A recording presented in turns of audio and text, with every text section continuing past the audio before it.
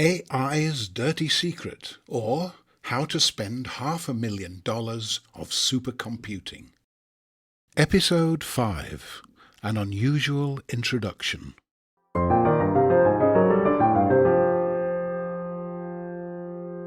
Robert rises early on Christmas Day, 2022. It's a Sunday, so his mind is already thinking about the newsletter. In a few hours, he'll be in a Christmas lunch food coma. First, he sits down to write up his dilemma: how to find sustainability researcher needles in Global South haystacks. In time for cocktails, he hits publish and sends an article titled See-Through Carbon Competition, a $500,000 announcement, into the ether. Robert can now enjoy the rest of the day without the newsletter hanging over him, but he does wonder if anyone is actually going to read it. The newsletter, free every Sunday, only has a few hundred subscribers, most of whom would be distracted by the busy Christmas period. Mentioning the dilemma feels like an act of reflective therapy rather than a realistic appeal for a solution. Still, at least it's some interesting content in a slow news period.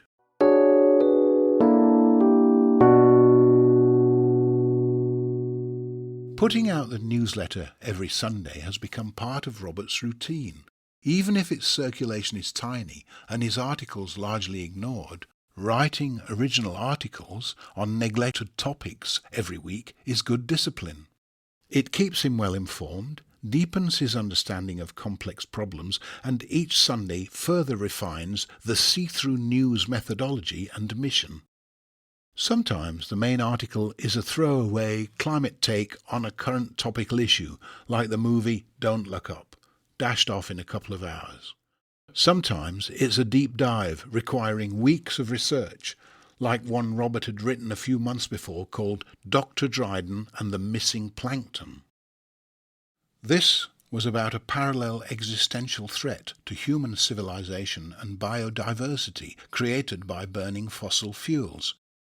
Not the blanket effect of carbon emissions on our atmosphere, but how they are gradually increasing the acidity of our oceans.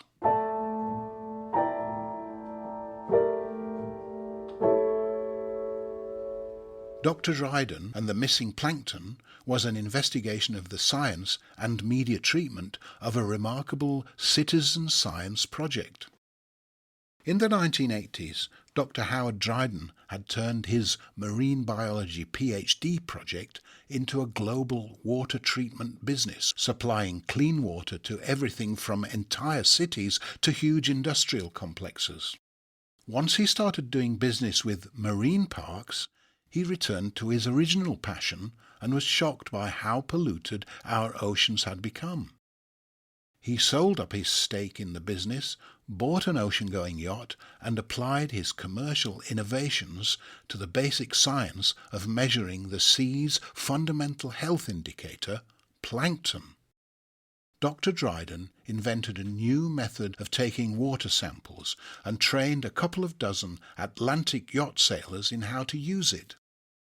They take regular samples and email the images to a lab Dr. Dryden had set up at an Edinburgh University research hub, where they'd be subjected to expert analysis to count the number of plankton. They couldn't find any.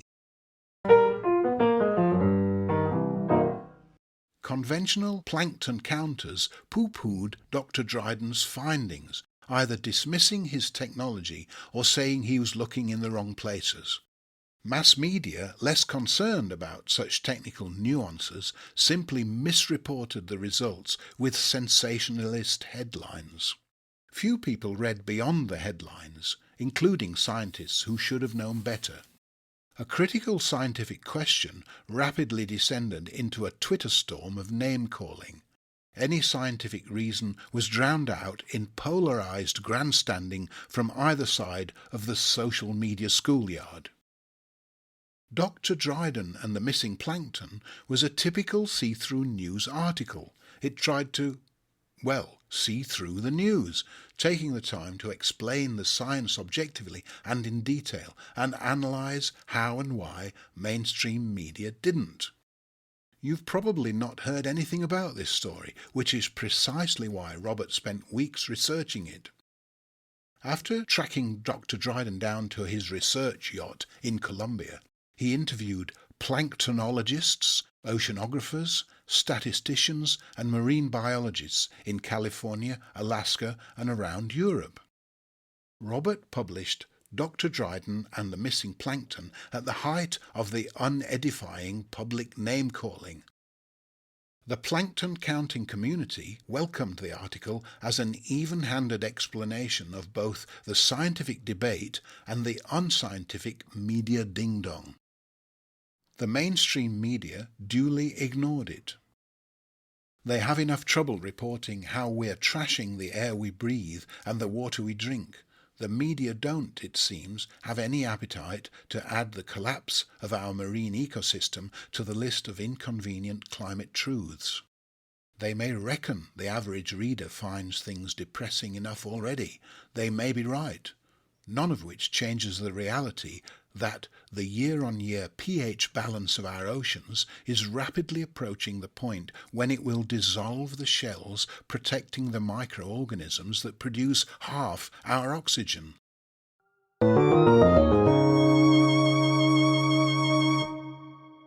Among the tiny minority of people who care enough about this existential threat was a Dutch woman floating in the mid-Atlantic.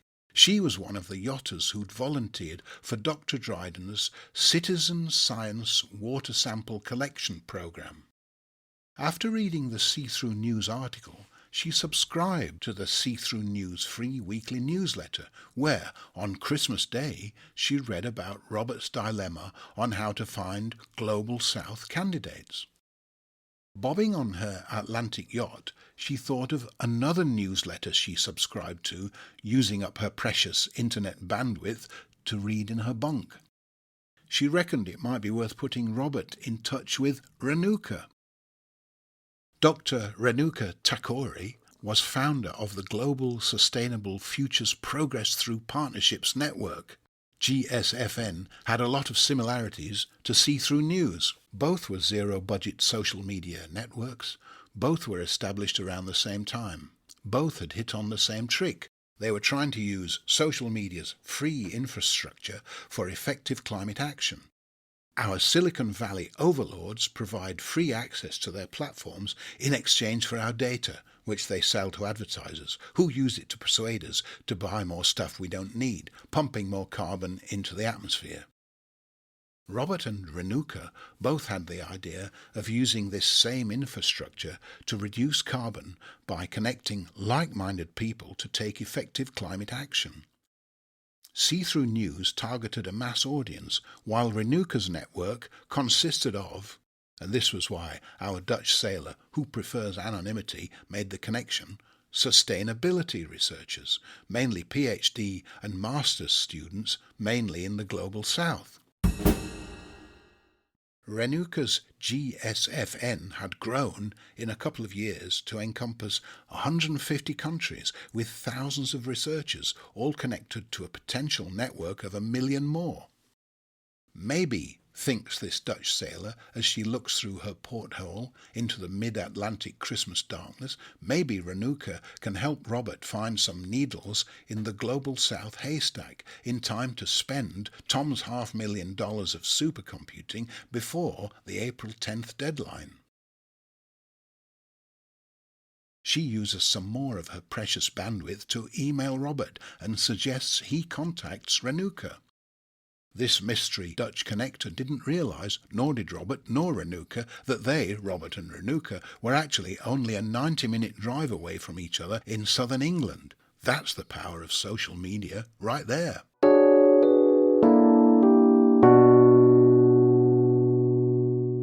On Boxing Day, before heading out for a walk, Robert sees the email from the Dutch sailor in his spam folder, takes a quick look at GSFN online, thinks it worth a shot, and pings Renuka an email.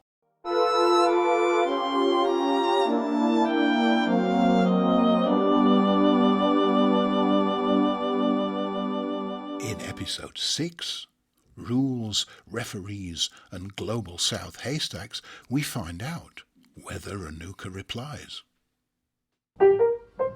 AI's Dirty Secret, or How to Spend $500,000 of Supercomputing, was narrated by George Hinchliffe, who also wrote the music.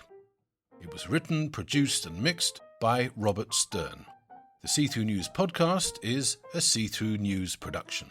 See-Through News is a zero-budget social media network with the goal of speeding up carbon drawdown by helping the inactive become active.